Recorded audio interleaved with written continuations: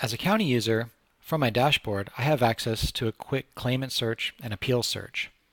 But if I need to search about more data on a case, I have a couple options available to me.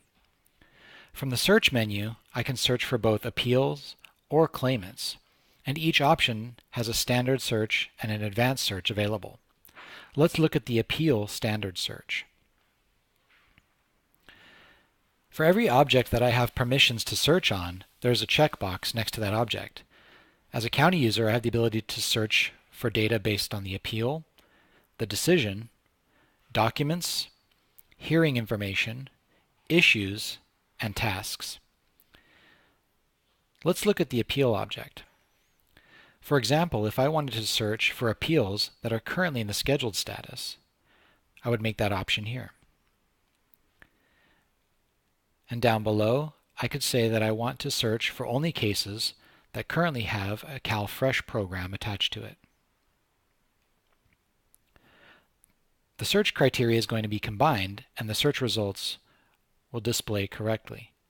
In this example, the search results will contain only cases in the status of scheduled, where there is at least one CalFresh issue on the appeal. I'm going to click the search button, and our search results will be displayed.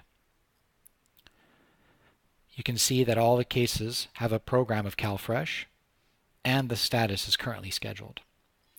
From here, I can navigate to a specific case if I need to by clicking the row.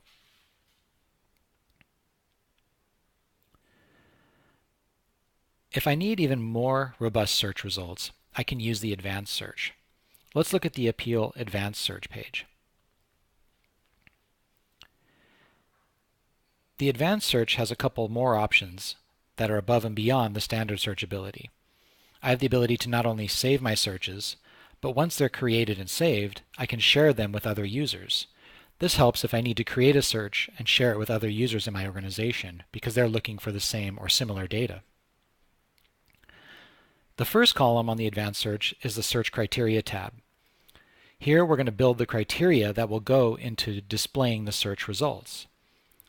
Like the standard search, the advanced search has the ability to identify which columns we would like to see on the search results, and we'll do that second.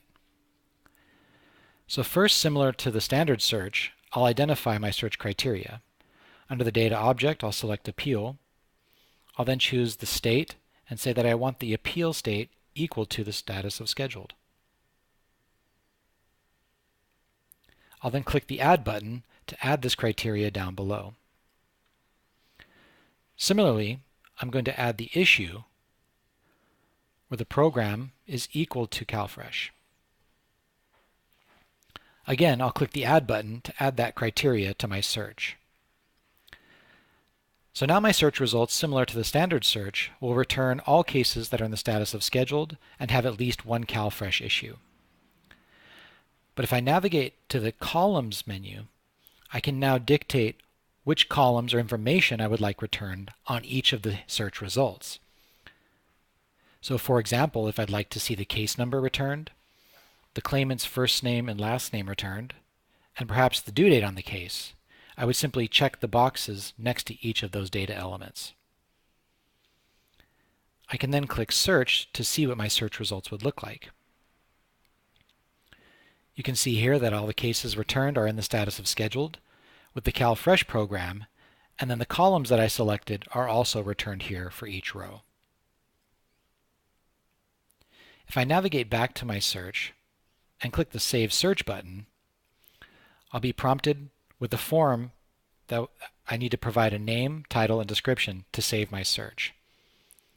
Here I'll just put in the status of scheduled CalFresh cases. And then I'll click the Save Search button.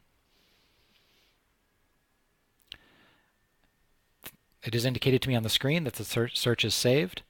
And now whenever I need to access that search, whether I'm on the home screen or anywhere else in the system, I can access it by going to Search, My Saved Searches. By clicking on the magnifying button, I can rerun the search without having to visit the search criteria. I also have the ability to edit the search by clicking the pencil button. This will take me back to the search criteria page where I can change or add existing search criteria, update my columns, or even rename my search. I also have the ability to export my search directly into Microsoft Word or Microsoft Excel by clicking one of the two icons. For example, if I click the Microsoft Excel icon, the report is automatically exported into Microsoft Excel.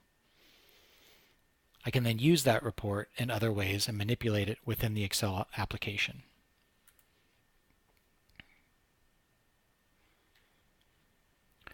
To share my search with other users, I'm going to click the Edit icon,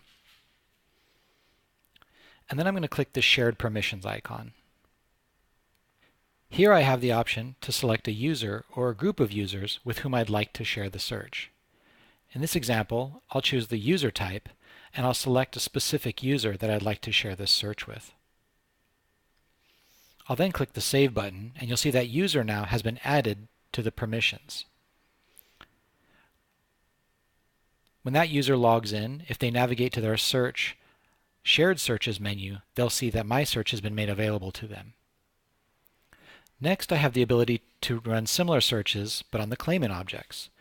From the claimant menu, I can choose Standard Search, and I can search for claimants based on the data on the claimant object. For instance, I can search for first names, last names, or I can search for claimants that live in a specific county of residence. For example, if I put in the first name of John and the county of residence of Sacramento, when I click the Search button, my search results will only return to me search results where the first name of the claimant is John and the county of residence is Sacramento. I also have the ability to build advanced searches for claimants, the same way as I would for appeals. However, there's very limited information on the claimants, given that most of the pertinent information belongs to the appeal, not to the claimant.